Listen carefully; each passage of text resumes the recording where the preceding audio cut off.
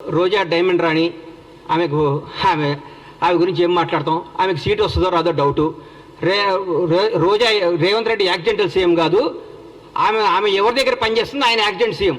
రేవంత్ రెడ్డి గారు ఫైటర్ రేవంత్ రెడ్డి గారు ఫైటర్, పోరాడిన యోధుడు.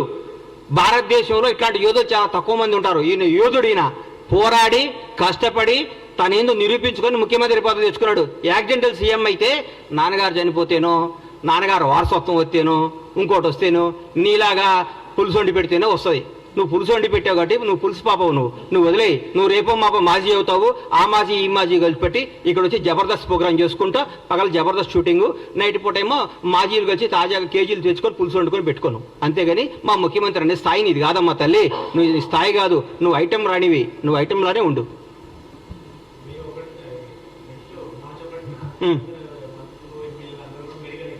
ఎందుకు మేము పగలగొట్టిన మేడిగడ్డ ఎట్లా చూసుకోవడానిక, మేము దోసుకున్న మేడిగడ్డ ఎట్లా ఉందో చూసుకోవడానిక, మేము బీటీలు బాడిపోయిన మేడిగడ్డను చూసుకోవడానిక, అన్యాయం చేసిన కాళేశ్వరం చూసుకోవడానిక, అక్రమాలు చేసిన కాళేశ్వరంలో ఏమేమి తప్పులు ఎట్లా వస్తాయో దీనికి ఎట్లా ఆన్సర్ ఇవ్వాలని వాళ్ళ ఎమ్మెల్యేలని వాళ్ళందరినీ తీసుకొని చూపించడానిక. పగిలిపోయింది కదా, పగిలిపోయిందా? మేము పగలగొట్టామా? మా ముఖ్యమంత్రి గారు, మా ఎమ్మెల్యేలు, మా మంత్రులపై పగలగొట్టి మీరు చూపించామా? మీరు కొట్టిన దాంట్లో పగిలిపోయింది, తప్పు ఒప్పుకోండి, దీన్ని బాగు చేయండి రా మా ప్రభు అని ముఖ్యమంత్రి గారిని కోరుకోండి. దాన్ని ఎట్లా రిపేర్ చేయాలో, దాన్ని ఎట్లా ఓవర్కమ్ కావాలో, దాని ప్రజలకు ఎట్లా న్యాయం చేయాలో ఆలోచిస్తున్నాం. కానీ మీరు మేడిగడ్డ చూస్తేంది, పగిలిన మేడిగడ్డ అతుక్కుంటుందా? ఎట్లా ఎందుకు చూడండి, తప్పేముంది? మొన్నే రమ్మన్నారుగా ముఖ్యమంత్రి గారు మిమ్మల్ని అందరినీ ప్రతి ఒక్కరిని ఆహ్వానించారు కదా. ఆ రోజు తప్పించుకొని ఈ రోజు వస్తా అంటే మీరు ఎప్పుడైనా రండి. ఎవరిని? సీఎం గారు రాష్ట్రానికి ముఖ్యమంత్రి, బీఆర్ఎస్ పార్టీలో ఆయన ఎంప్లాయ్ కాదు. బీఆర్ఎస్ వాళ్ళు ఈయన చెప్పినప్పుడు వాళ్ళు రావాలి. చెప్పండి, రోజు ముఖ్యమంత్రి గారు టైం తీసుకోండి, ముఖ్యమంత్రి గారు వాళ్ళు తీసుకుని పోతారు, మళ్ళా చూపిస్తారు. మా ప్రజాప్రతినిధులు అందరూ మా ముఖ్యమంత్రి గారి నేతృత్వంలో అందరినీ తీసుకుని పోతారు. మీరు టైం చెప్పేందుకు రారు. మార్చి 1వ తారీఖు పని ఉందని చెప్తాం కాదు కదా. ఒకరోజు టైం పెట్టుకోండి, ముఖ్యమంత్రి గారిని రండి, సార్ మేమేం తప్పు చేసాం చూపించమనండి. ఆయన పక్కాగా తీసుకుపోయి మీ అన్ని సమస్యలు చూపిస్తాడు మీకు ఆయన. థ్యాంక్ యూ అన్న.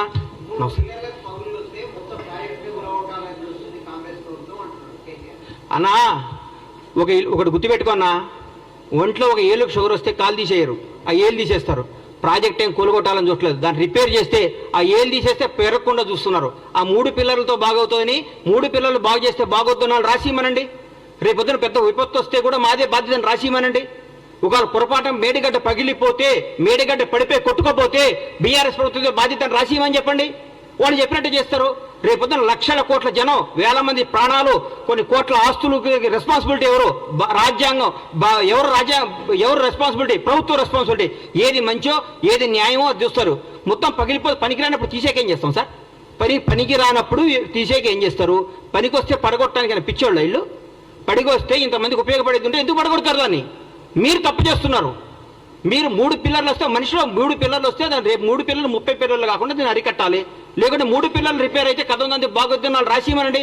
ఈ మేడిగడ్డ, ఈ కాళేశ్వరం వల్ల ఏ నష్టం వచ్చినా, ఏ విపత్తు వచ్చినా ఏదైనా బాధ్యత మాది అని రాసిమనండి.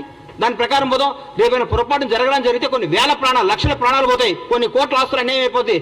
ఎవరు దానికి రెస్పాన్సిబిలిటీ? నువ్వా కేటీఆర్ రెస్పాన్సిబిలిటీ?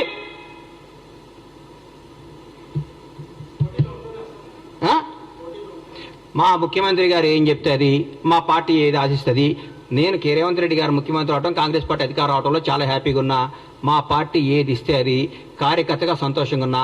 రాబోయే 10 ఏళ్ళు కాంగ్రెస్ పార్టీ అధికారంలో ఉండాలని నేను చూసుకుంటున్నా. కాంగ్రెస్ పార్టీ అధికారంలో ఉంటుందని ఆశపడుతున్నా. బ్రహ్మాండంగా ఉంటుంది, బ్రహ్మాండంగా చేస్తాను మీ అందరికీ హామీ ఇస్తున్నా. థ్యాంక్ యూ అన్న.